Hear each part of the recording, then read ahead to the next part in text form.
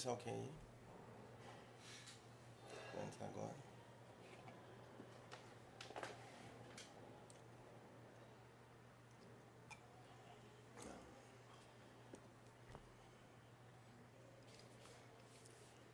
Alô, alô, boa noite, gente.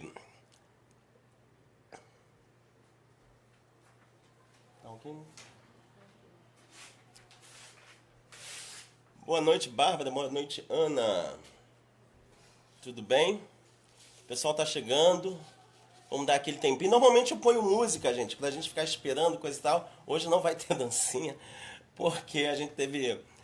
Quando a gente vai botar no YouTube, aí aparece que tem restrição por conta de direitos autorais.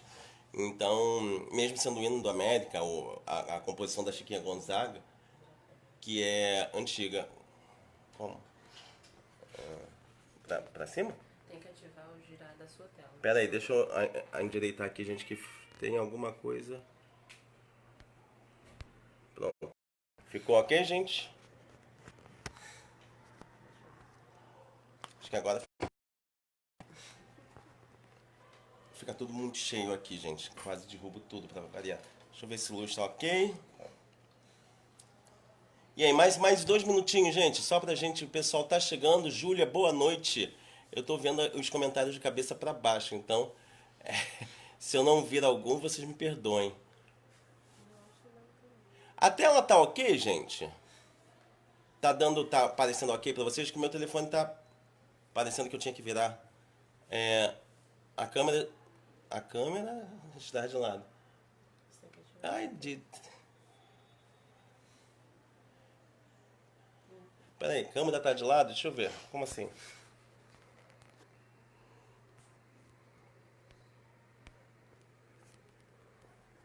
Gire seu dispositivo. Senão eu vou fazer em pé. Em pé. Vamos.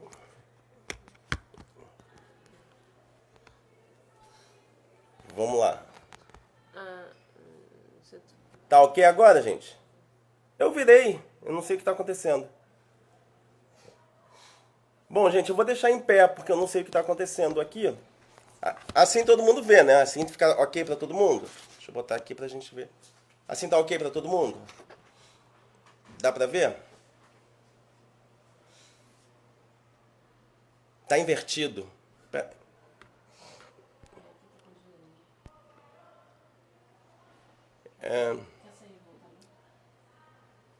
Ficou ok, gente? Em pé? Assim tá bom? Beleza. Então vamos fazer com a câmera na vertical mesmo, não na horizontal. Tá bom? Beleza então, gente. Tá melhor. E assim é bom também que eu consigo ler quem tá entrando e alguns comentários, que às vezes passa rápido. Eu realmente não vejo, não dá tempo. E aí, gente, boa noite, tudo bem? Como é que vocês estão? Como é que foi a semana de vocês? Enfim, entramos aí num climazinho frio aqui no Rio de Janeiro, mas tá bom, né? Tá bom. Eu particularmente gosto desse tempo mais ameno.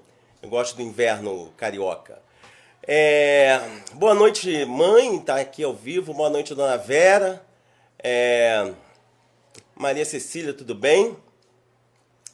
Então, pessoal, depois da gente muito falar, da gente muito comentar sobre Rio da Belle Époque, a gente passou, por exemplo, né, falamos, por exemplo, sobre divertimento, sobre cinema, sobre teatro, sobre futebol, sobre o que mais?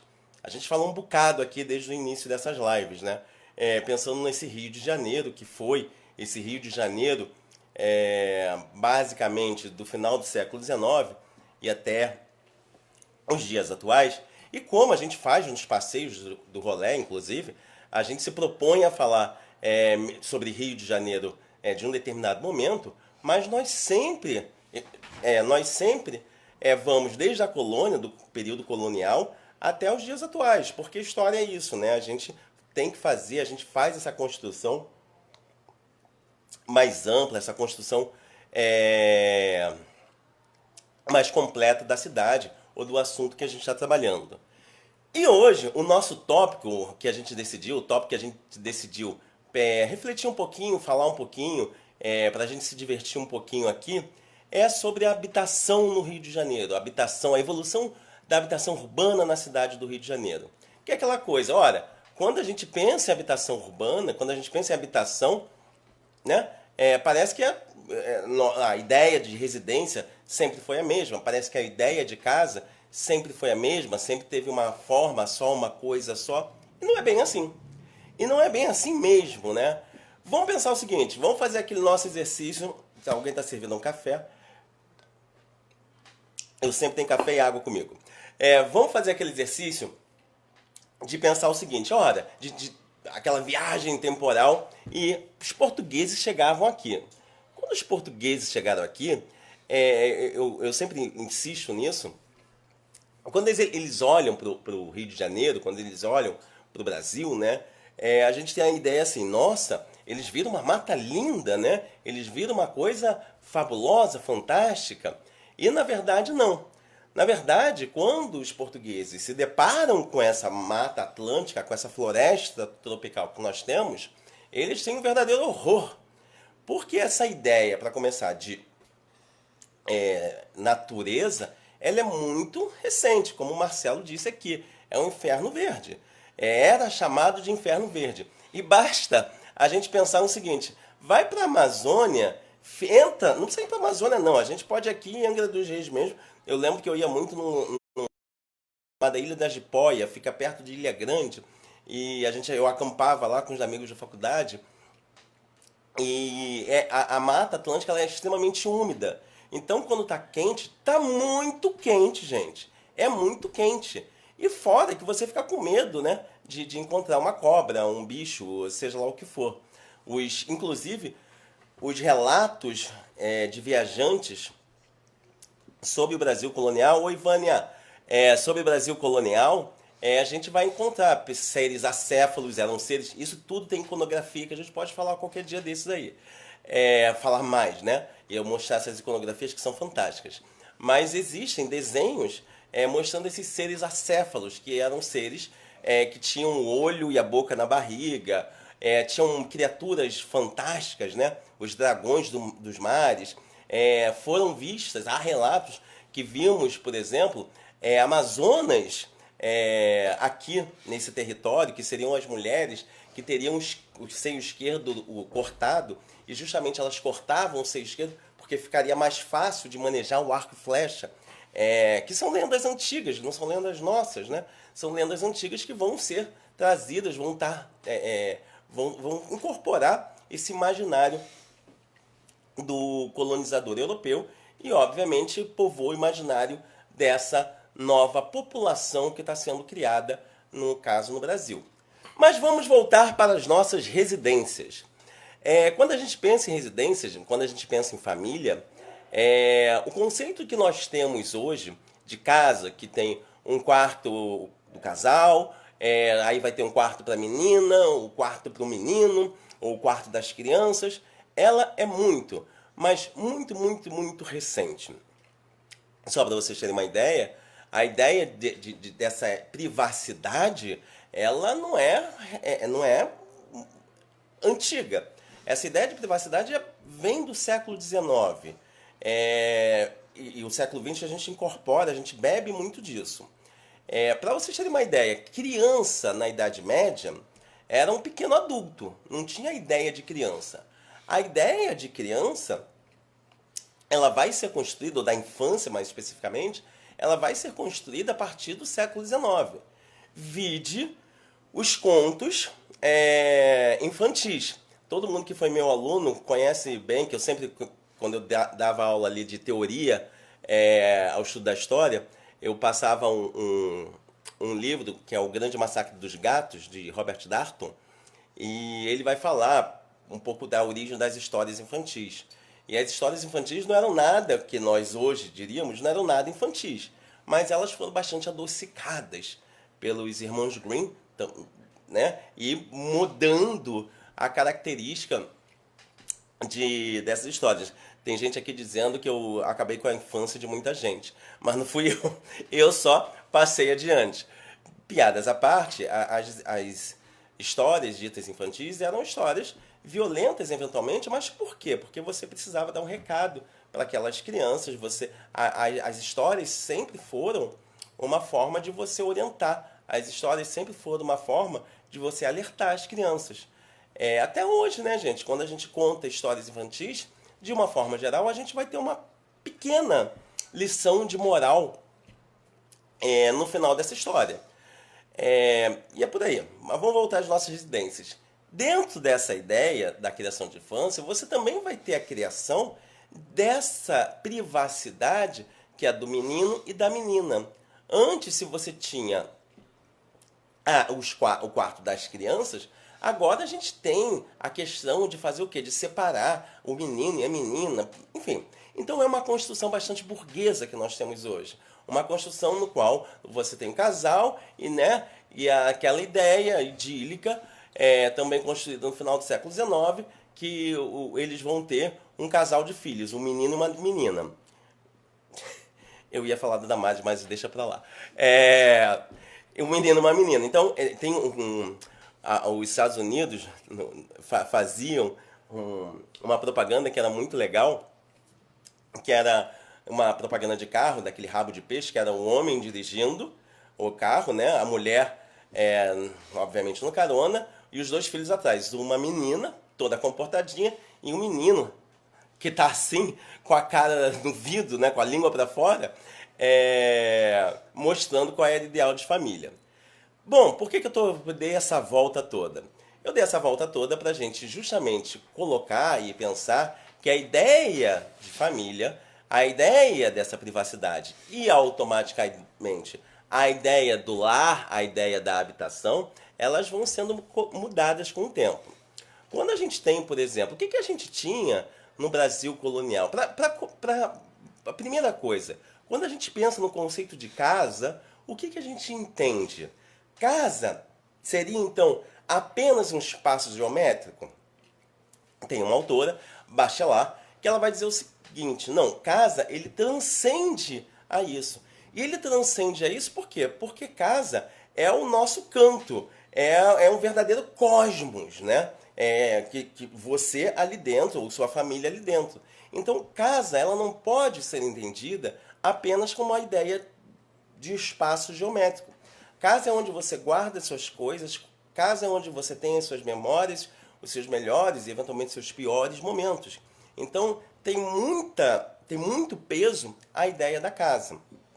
E quando a gente pensa no período colonial, a gente vai ter uma cidade do Rio de Janeiro que ela se caracteriza, a paisagem urbana dela, basicamente pelo quê? Basicamente, a paisagem urbana ela vai se caracterizar pela ideia de fortes e de igrejas.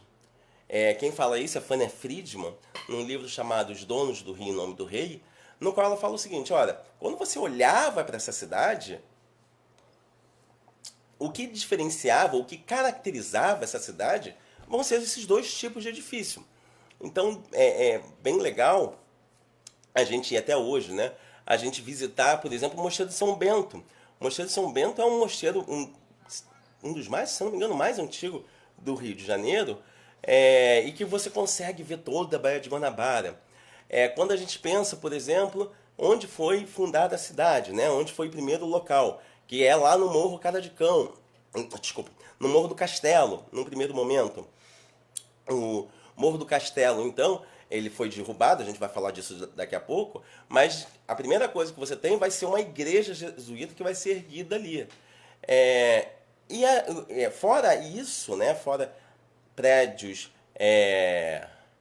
essa mais ou menos é a cidade, obviamente essa representação é bem mais recente, já é do século XIX, então tem outros tipos de prédio, mas a gente consegue ver a ideia dos fortes e do porto, né, do forte das igrejas.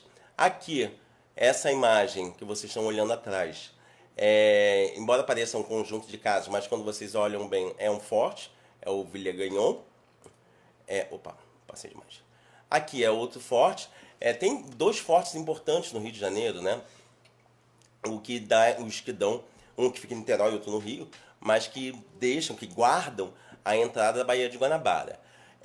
Fora isso, gente, eu vou falar já já dessa localidade aqui. Fora isso, como é que nós temos, que tipo de residência nós temos? Bom, e aí vamos lá. Quando então a gente tem a conquista do Rio de Janeiro pelos portugueses, ou a reconquista do Rio de Janeiro pelos portugueses, nós temos a distribuição de terras. Como eram distribuídas as terras? As terras eram distribuídas em sesmaria. O que é sesmaria? Sesmaria era uma posse de terra que era dado pelo poder real ou quem estivesse, no caso, a administração local, para uma dada ordem religiosa ou para uma dada pessoa.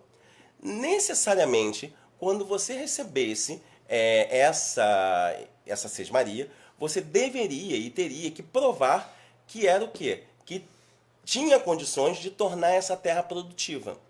Então, quem vinha para cá, para o Brasil, mais especificamente para o Rio de Janeiro, tinha sim que receber essa sesmaria e torná-la produtiva. Quem mais recebeu sesmaria no Rio de Janeiro, nesse primeiro momento, foram as ordens religiosas. Basicamente, os jesuítas tiveram as terras da margem esquerda do Rio Comprido, que hoje é o Rio Comprido, até Santa Cruz. Tudo isso, gente, isso pensando no Rio de Janeiro, era um território jesuíta. Ora, e vocês perguntam, como é que eles administravam isso? A gente sabe que os jesuítas vão ter, embora a gente vá fazer uma longa discussão, não agora, mas possa fazer uma longa discussão sobre a questão do trabalho escravo, etc. e tal, a questão dos indígenas, mas eles vão ter os aldeamentos indígenas e eles vão ter uma outra coisa chamada, eles vão alugar as suas terras, ou mais especificamente, aforar as suas terras para foreiros. Foreiros era uma população branca que vinha de Portugal, mas sem condições financeiras. Esse cara que vinha sem condições financeiras, ele não podia requerer uma sesmaria.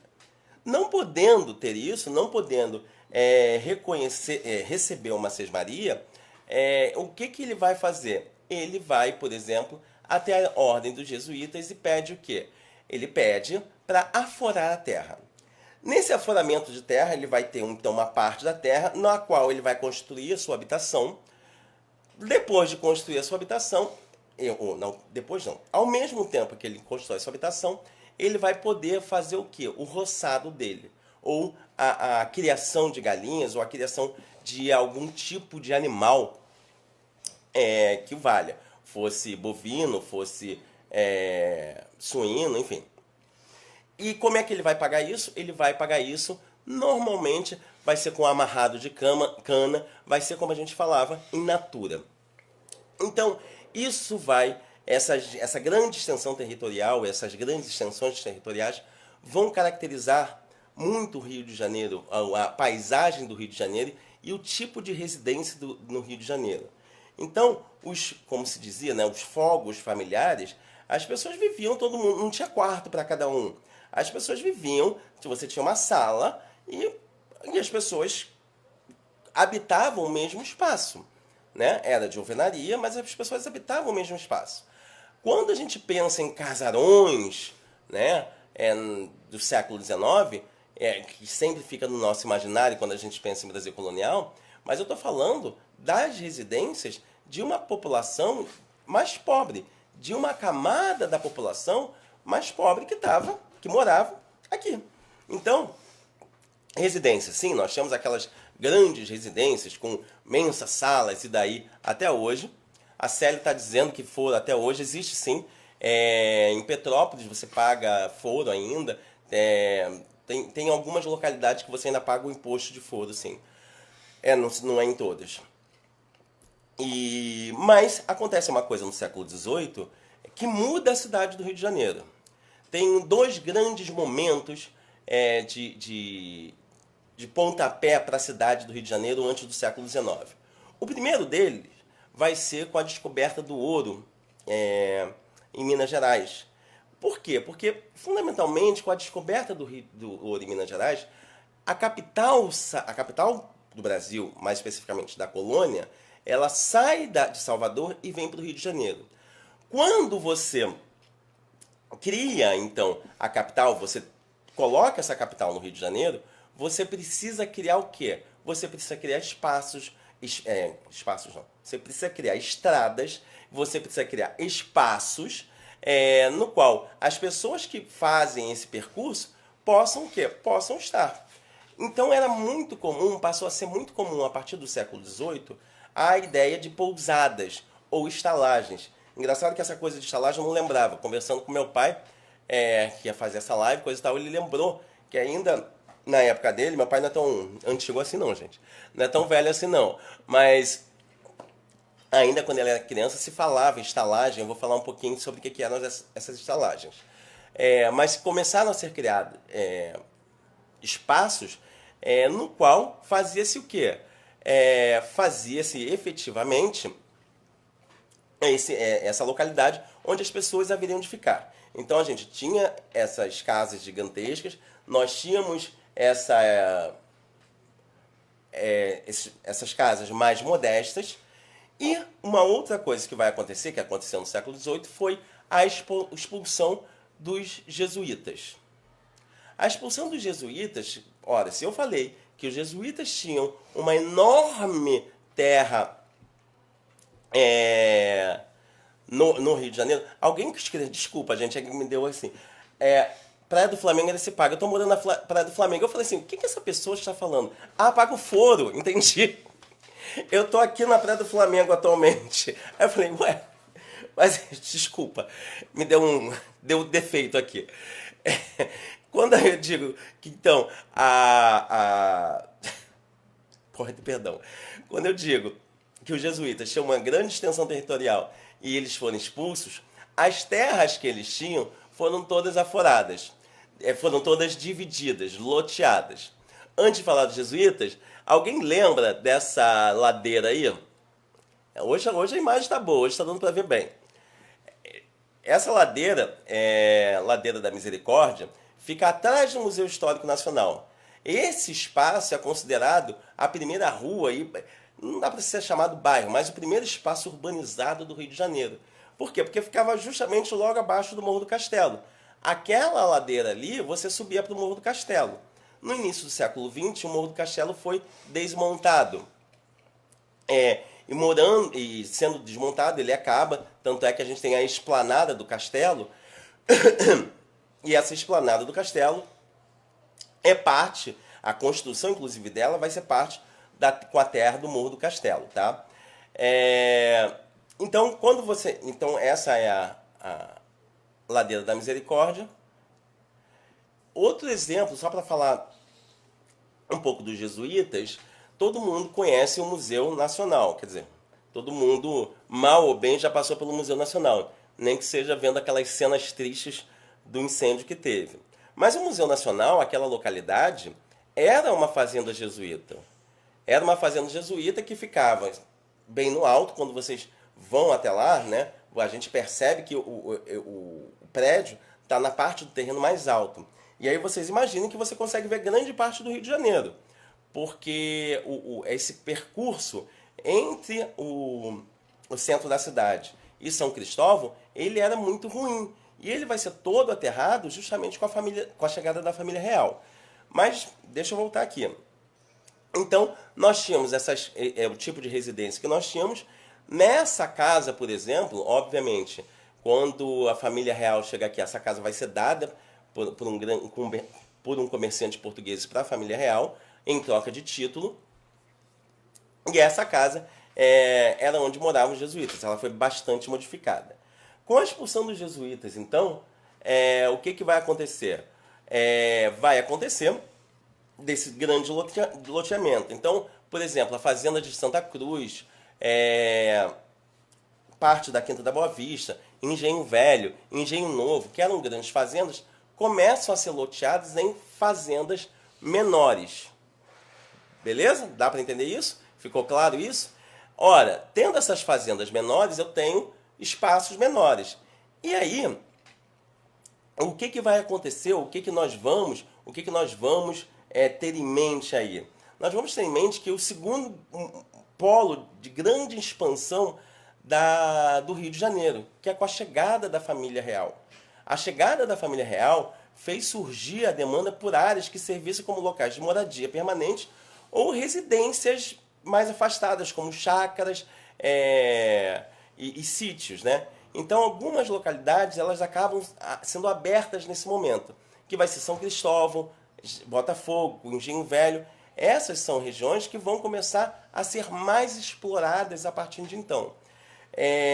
Também vale a pena a gente falar que com a chegada da família real vai ser um momento no qual a gente necessita de residência. Por quê? Quando a gente fala de chegada da família real, nós estamos falando de aproximadamente, esses números são muito vagos, enfim, não se tem um número certo, mas estima-se que mais ou menos 15 mil pessoas chegaram com a família real. Quando a gente fala família real, a gente está falando de toda a corte que circundava a família real. 15 mil pessoas, gente, chegando nessa cidade. E aí? Eu preciso de residências. Tem aquela famosa história que justamente quando as famílias, as famílias, né, que vieram com a família real chegam, elas acabam expulsando, isso em moradias muito humildes, expulsando as pessoas que estavam na casa porque elas precisavam morar. Então a gente teve um segundo momento de expansão das residências no Rio de Janeiro e esse momento de expansão do tipo de moradia. E é quando a gente vai ter esses sítios ou chácaras para ser mais aproveitado como um local de veraneio ou alguma coisa que o valha. A partir do segundo reinado, nós começamos a ter um olhar para a residência muito voltado ao que está acontecendo também na Europa no século XIX. E a Europa no século XIX tem um grande avanço na medicina. Quando a gente fala da questão, por exemplo, da higiene, a higiene não é uma coisa que sempre teve, ela vai ser criada, ela passa a ser pensada a partir do século XIX. A ideia, por exemplo, de nós usarmos o branco, e o branco significado limpo, né, a roupa branca, tem que estar muito branca, ela é muito do século XIX. Antes a gente não tinha essa noção de higiene. Logo, a partir do século XIX, mais especificamente em 1843, o movimento da Academia Real de Medicina no Rio de Janeiro, por conta de uma epidemia de escarlatina, começa a ter uma preocupação maior com a higiene nas residências. O Marcelo está falando dos pinicos. A gente vai falar dos banheiros também, já já. Vamos falar sobre isso, que inclusive quem vai no Museu Nacional não, desculpa, quem já foi no Museu de Petrópolis pode ver, né, que tem o pinico lá, porque aí não se tinha um banheiro, coisa e tal. Eu vou falar um pouquinho mais sobre isso, que é sobre a cidade de uma forma geral. Mas, a partir de então, de 1843, por conta dessa epidemia de escarlatina, nós temos uma preocupação maior com a insalubridade, ou a salubridade, para ser mais específico, das residências. Ora, mas dessas residências, tanto a casa mais pobre quanto as casas mais luxuosas, elas continuam todas concentradas muito na região do centro da cidade. Quando é que a gente começa a expandir essas moradias? Quando é que a gente começa efetivamente a expandir o nosso território urbano?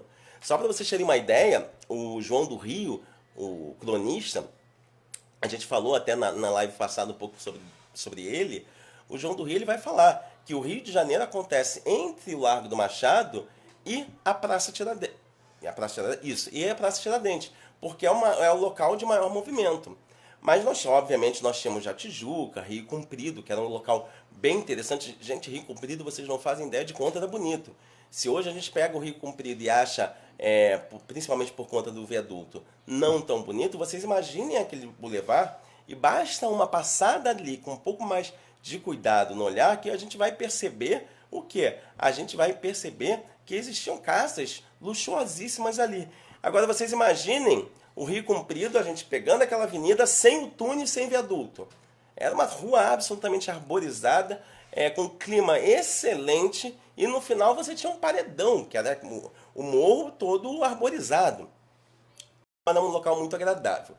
Bom, mas a partir do transporte que a gente consegue pensar na moradia.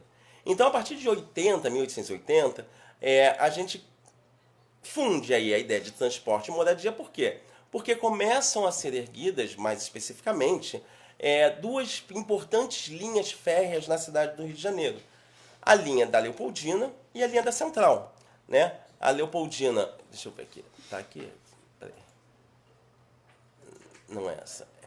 Todo mundo conhece a estação da Leopoldina, é um belo prédio que infelizmente está abandonado há bastante tempo. Mas a estação da Leopoldina e da Central, elas vão dar o rumo de quê? Da onde as pessoas estão indo morar agora. Ora, somado-se a isso, somado-se a chegada, a inauguração dessas linhas férreas, você tem uma explosão populacional de 90% no Rio de Janeiro nesse momento, que está diretamente ligado a quê? Diretamente ligado à força de trabalho tanto brasileira quanto à força de trabalho estrangeira. Ou seja, a gente tem uma quantidade muito grande de estrangeiros chegando aqui. Então, pequenas manufaturas, trapiches, carroceiros, comerciantes, enfim, que precisam de ex-escravos, que precisam de moradia barata e perto do local de trabalho. Então, quanto mais próximo do centro você está, mais caro vai ficar. E aí nós temos dois movimentos. O primeiro movimento vai ser essa grande expansão para os subúrbios cariocas dessas moradias. E aí no século XIX nós começamos a um verdadeiro loteamento dos territórios. O que eu falo de loteamento? Eu tenho uma imensa fazenda e eu vou dividir essa fazenda. Vou dividir essa fazenda para quê? Eu vou dividir essa fazenda e vender pequenos pedaços de terreno. Por quê? Porque a produção já não estava dando mais tanto lucro quanto a venda de terrenos. Se essas localidades eram fazendas, elas deixam de ser. Eu, quando era criança, eu morava em Água Santa. Água Santa, por exemplo, era parte da Fazenda de Piedade. E Água Santa ainda tem, até hoje, não sei se ainda tem a fábrica, não lembro, mas tinha a fábrica de água natural por conta da localidade, né, que se tinha água pura, etc e tal. Eu lembro que fui nessa fábrica muitos anos atrás, muitos anos mesmo, a gente percebe que vai ficando velho nessas horas. Mas eram fazendas que tinham produção. Essa produção, fosse de laranja, por exemplo, na Baixada Fluminense, era uma grande produtora de laranja. Mas não só disso, o Rio de Janeiro especificamente produzia laranja, produzia cana. A gente, em um determinado momento, começou a produzir café. E é muito engraçado que a gente sempre fala o seguinte: ah, não, o açúcar era produzido só no Nordeste. Não é verdade, gente. A gente produz muito açúcar. E outra coisa, a gente ainda produz muita cana, diga-se de passagem. Outra coisa que a gente tem que perder um pouco a ideia é o seguinte: ah, não, porque é o ciclo econômico. A ideia de ciclo econômico a gente já deixou de lado há muito, a historiografia já deixou de lado há muito tempo.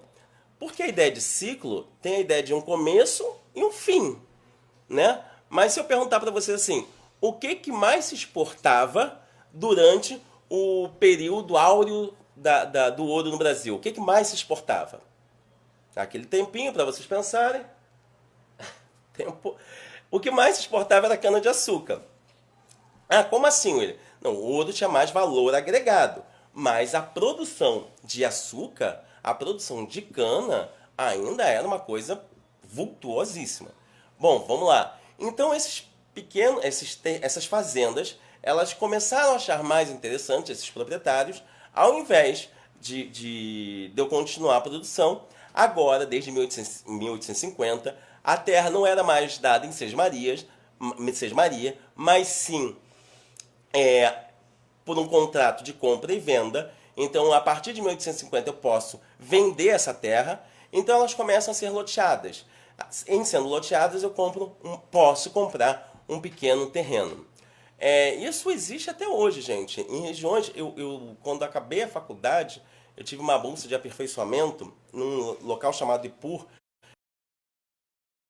urbano e regional, trabalhei com uma professora fantástica chamada Luciana Lago, e a gente começou a pensar, né, no caso ela, eu trabalhava com ela, sobre esses territórios. E a gente foi num local chamado, em Mesquita.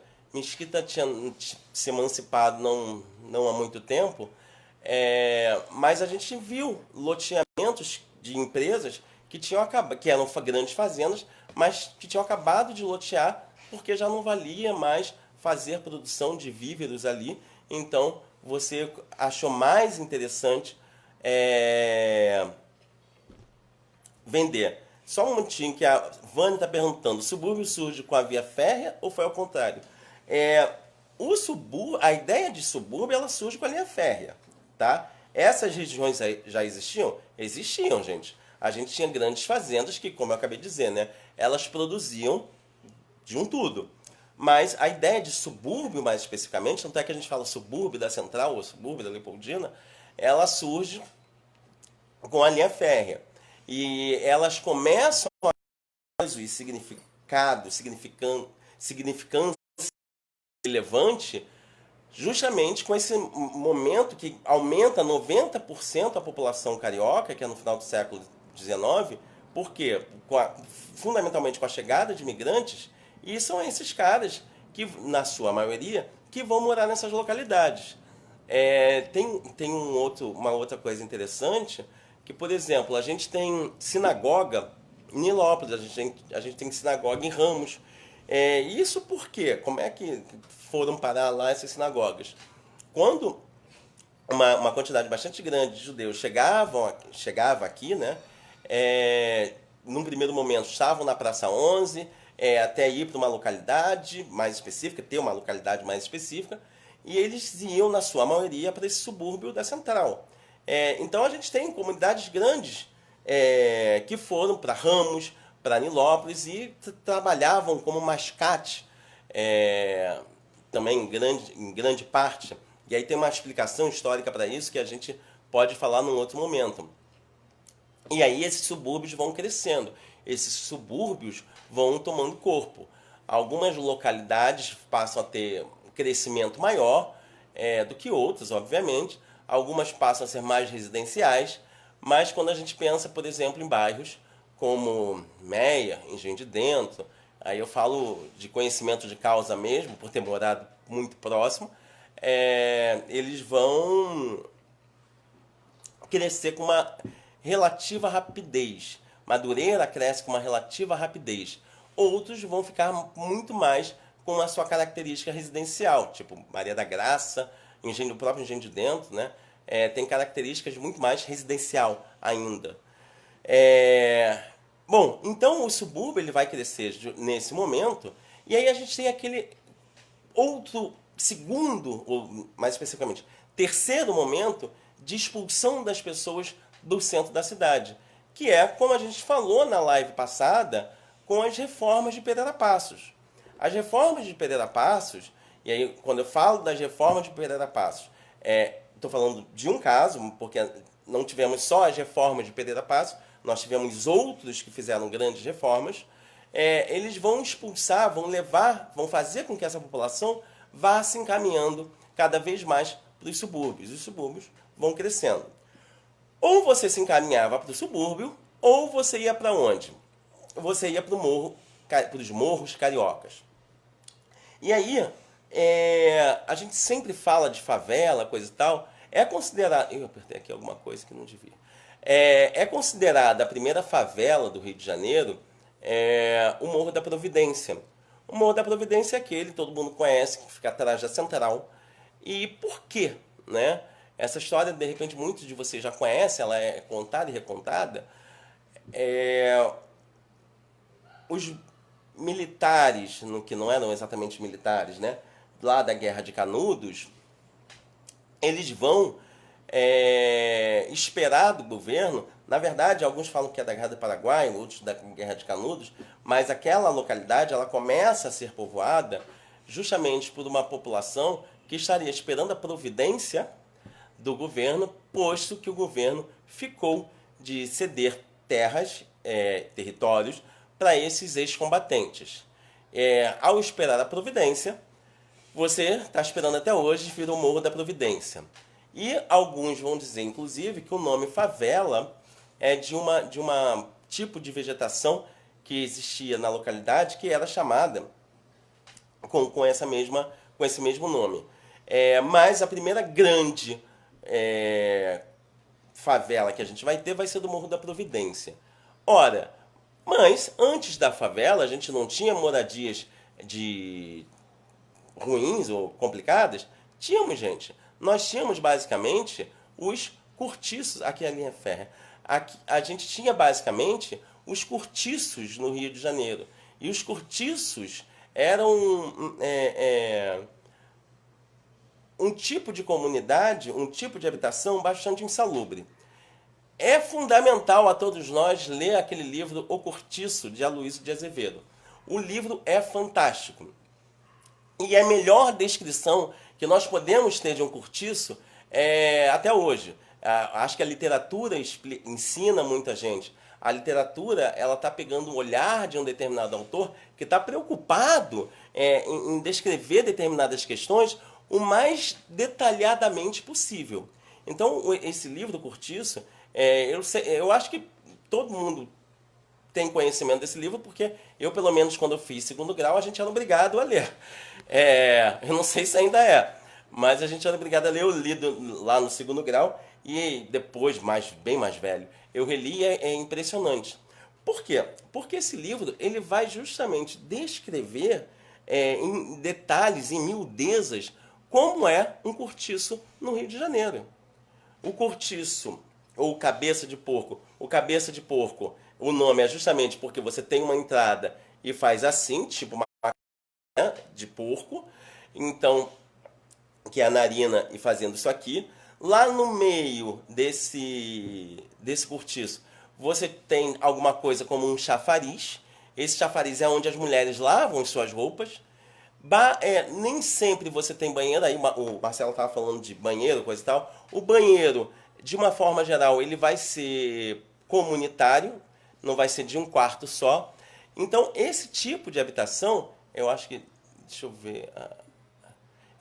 Aqui a gente pode ver um tipo, não é exatamente esse, mas um tipo de cortiço. É tudo muito junto, tudo muito pequeno e tudo muito aglomerado. Então, essa aglomeração fazia com que as doenças se espalhassem com alguma rapidez. Vocês lembram que eu falei que lá no Segundo Reinado nós tínhamos essa preocupação com o quê? Nós tínhamos essa preocupação com a questão da higiene, né? Não temos até hoje. Então essa preocupação, ela passa do Segundo Reinado, vai para o momento republicano com essa mesma preocupação, tá legal? Então quando a gente fala do bota abaixo, uma expressão bastante popular, bastante conhecida da historiografia, é botar abaixo essas localidades insalubres e jogar para longe. Mas a gente acabou que foi o quê? Que foi para os morros cariocas. Tá todo mundo, tem várias pessoas aqui, a Simone Ribeiro, como sempre, o povo espera providências e nada muda. Eu acho que eu concordo e a gente tem que justamente lutar por políticos e uma política mais saudável, melhor para os nossos anseios, de fato. E a outra... Opa, passei. E um outro tipo de moradia que ficou bastante popular no Rio de Janeiro... Gente, eu falo tanto, já passaram 45 minutos e eu queria ainda falar coisa pra caramba. Outro tipo de moradia que ficou bastante popular no Rio de Janeiro foram as vilas operárias. Ora, as vilas operárias, vocês certamente vão já passaram por alguma, mas as vilas operárias, eu vou falar de uma, mas existem outras. Existe em Bangu, existe em Santa Cruz, existe em outras localidades do Rio de Janeiro. A Vila Operária ali de Vila Isabel, ela fica perto do Boulevard. E o que é uma vila operária? Essa de Vila Isabel foi construída em 1885, e porque aquela onde é o Boulevard hoje, o mercado, né, era uma indústria, uma fábrica, a Fábrica Confiança de tecidos. Nós tivemos muitas fábricas de tecido no Rio de Janeiro. Quando a gente vê aquela chaminé de tijolinho, coisa e tal, pode escrever, Nova América também era uma fábrica. Bom, essa fábrica, ela vai construir vilas operárias, várias dessas fábricas vão construir vilas operárias próximo à fábrica. Ora, mas que legal é essa fábrica? Para o trabalhador fica legal, mas para o empregador é muito melhor ter quem? Ter um empregado bem próximo à fábrica para ele não se atrasar, né?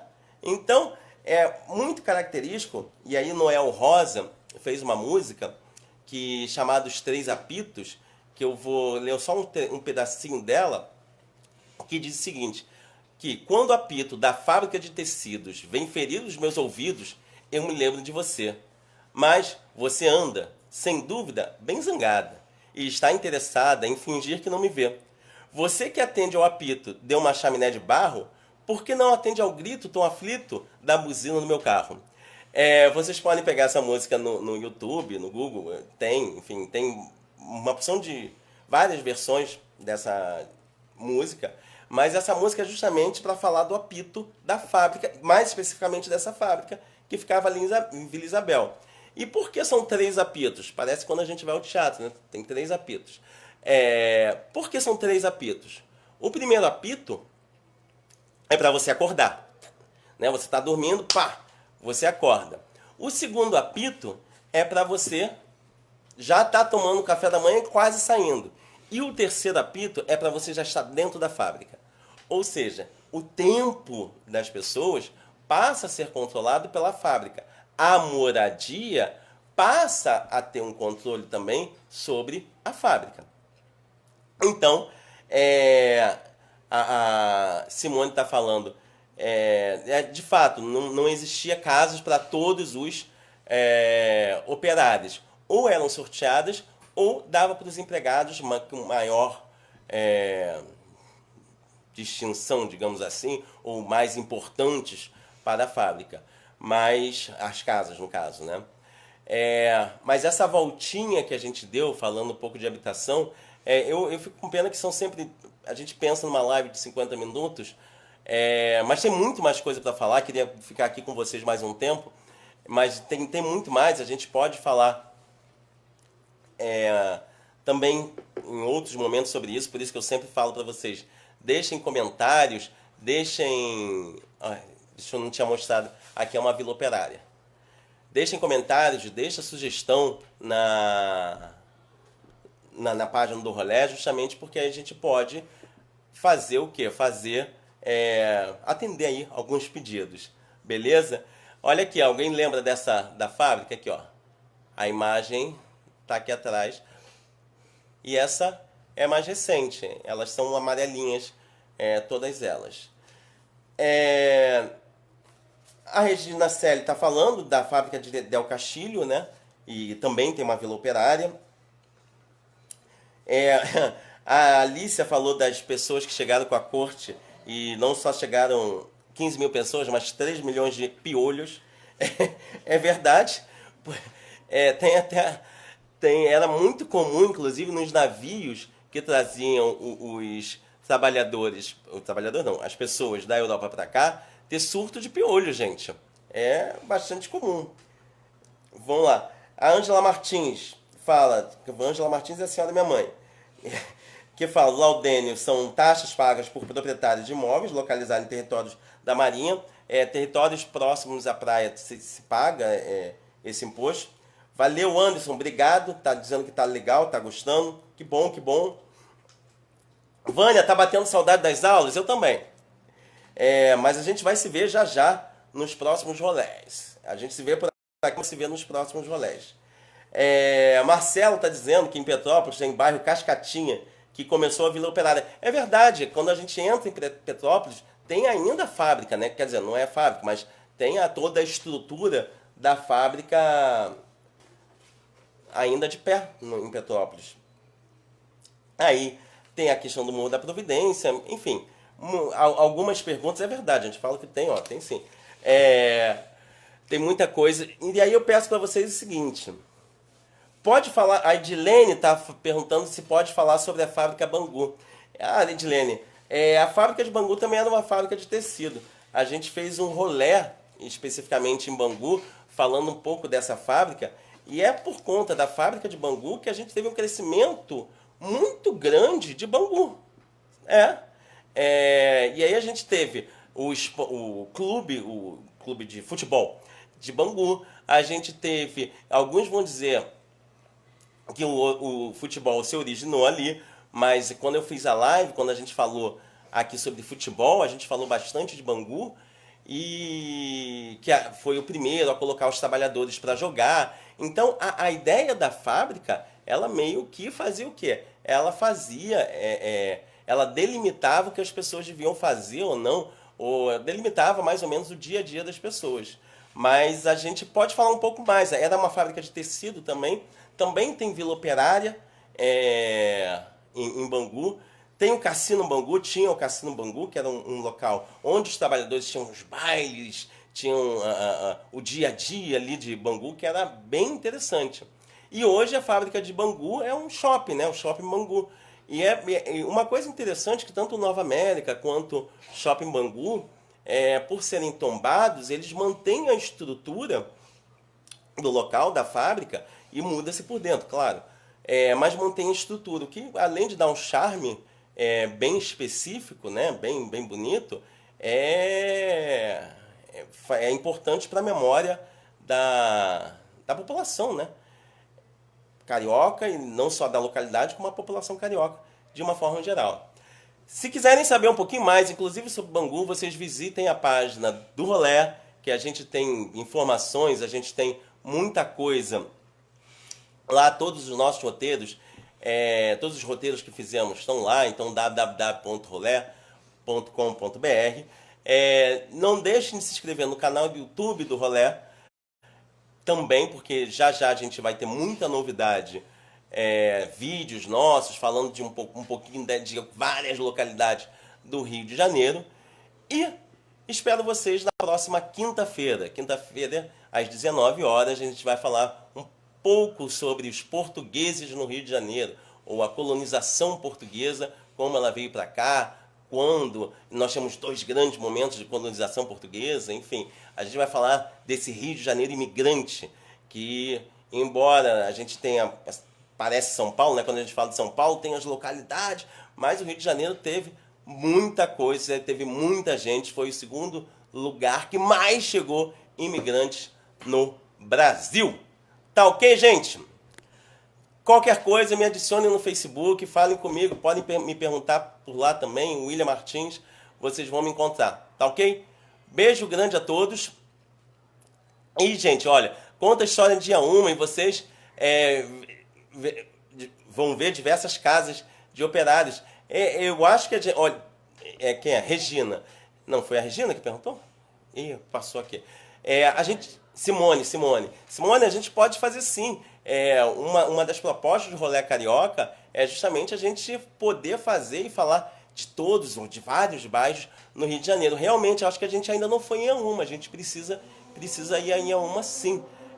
Mas a gente pode fazer, pode falar um pouquinho sim. Só não vai dar tempo hoje, mas põe lá a sugestão pra gente fazer uma próxima live, fazer um próximo encontro, a gente trabalhando um pouquinho junto. Tá bom? Gente, beijo grande pra vocês. Até quinta que vem.